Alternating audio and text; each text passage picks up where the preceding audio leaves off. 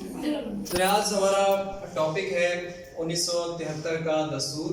पाकिस्तान के कुल 3 दसातीर बने हैं जब से पाकिस्तान बना है। 1956 का दस्तूर जो कि 2 साल चला, फिर माशाल्लाह लग गया।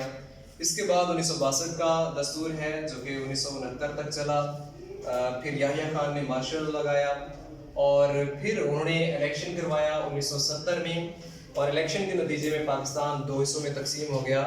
मशरकी पाकिस्तान बांग्लादेश बन गया और मगरबी पाकिस्तान जो है वो मौजूदा पाकिस्तान। और इसकी जो कानून साज असम्बली ने ये दस्तूर बनाया 1973 का, जो आज तक लागू है। 1-2 मरतबा इसको मुअत्तल किया, जो डिक्टेटर थे उन्होंने, पहले ज़ियाउल हक ने इसको मुअत्तल किया, फिर परवेज़ मुशर्रफ ने इसको मुअत्तल किया, लेकिन आज ये कुछ तरामीम के साथ मौजूद है।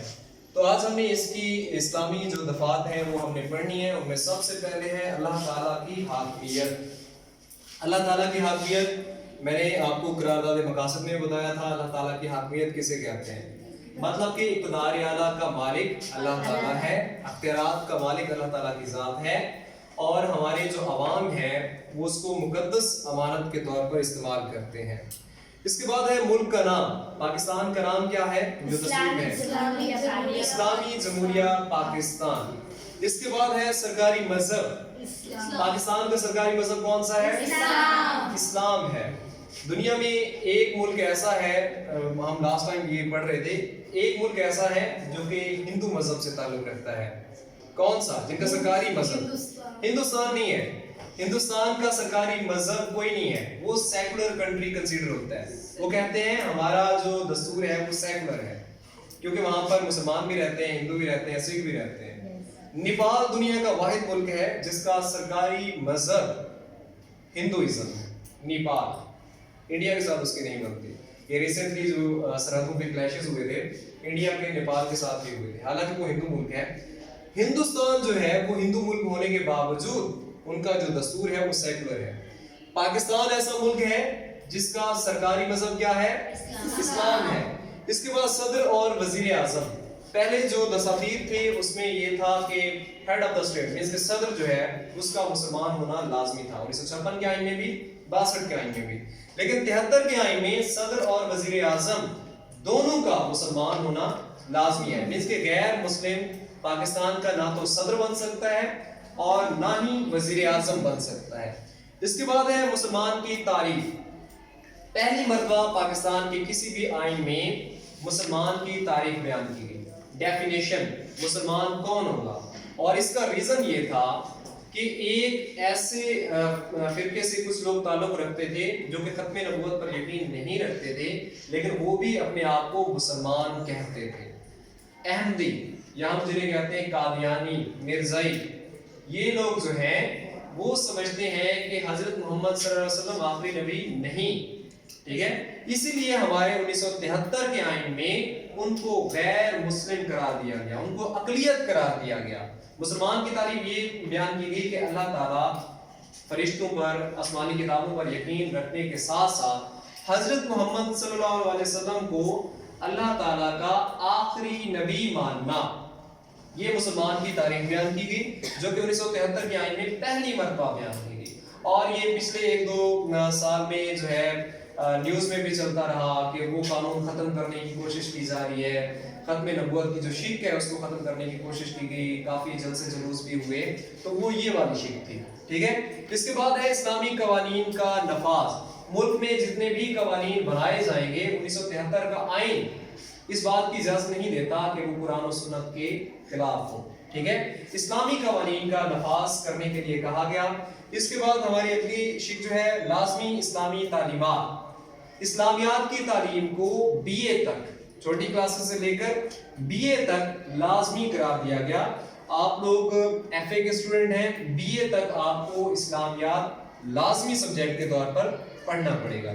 इसके बाद है अरबी की तालीम और कुरान की तबात। अरबी की तालीम के हवाले से 6, 7, 8 क्लास जो है उसमें ये कहा गया था कि उसमें अरबी सरकारी स्कूलों में आज भी पढ़ाई जाती है। आप लोग जो अगर सरकारी स्कूल से पढ़ के आए तो अरबी जो है लाजमी सब्जेक्ट के तौर पर वहाँ पे 6, 7, 8 क्लास में पढ़ाया जाता है। اور اس کے علاوہ قرآن کی تباعت مینس کہ قرآن کو غلطیوں سے پاک کیا جائے، مینس کہ اس کی تباعت کو مینس کہ پرنٹنگ جو ہوتی ہے اس میں خاص طور پر مختلف کتابوں میں غلطیاں آ جاتی ہیں املا کی یا اس طرح کی، تو قرآن پاک میں کوئی ایسی غلطی نہیں ہونی چاہیے۔ اس طرح اسلامی اقدار ہیں، اسلامی اقدار میں اس کے اسلام کون سی باتوں کو اچھا مانتا ہے، ٹھیک ہے، جیسے کہ جمہوریت ہے، انصاف، رواداری، آزادی اور مساوات جو ہیں وہ آئین کا حصہ ہوں گے۔ کون سے آئین کا؟ 1973 کے آئین کا حصہ ہوں گے۔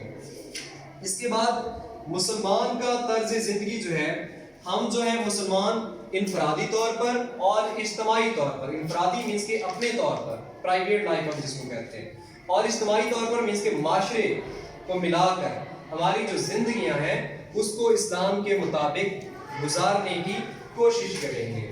اس کے بعد جو ہے زکوٰۃ اور عشر ہے۔ زکوٰۃ کے لیے یہ ایک زکوٰۃ کونسلیں قائم کی گئی، زکوٰۃ اور عشر کا نظام جو ہے نافذ کیا گیا، مینس کہ جو صاحب استطاعت مسلمان ایک خاص مقدار کے بعد ان سے کٹوتی ہوتی ہے، ٹھیک ہے، ان سے پیسے لیے جاتے ہیں اور وہ مسلمان جو کہ غریب ہوتے ہیں ان کو دیا جاتا ہے، اور زکوٰۃ کونسلیں یہ کام کرتی ہیں۔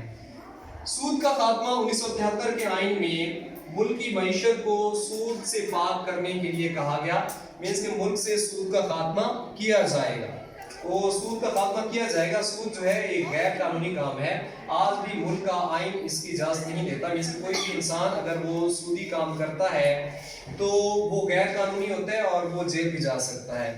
اس کے علاوہ اسلامی نظریاتی کونسل ہے۔ اسلامی نظریاتی کونسل مختلف جو مکتب فکر کے مسلمان ہیں، ٹھیک ہے، ان کو ملا کر ایک کونسل بنائی گئی جو کہ قانون سازی کے لیے، جس نے ہیلپ کرنا ہے پارلیمنٹ کو۔ قانون کون بناتا ہے؟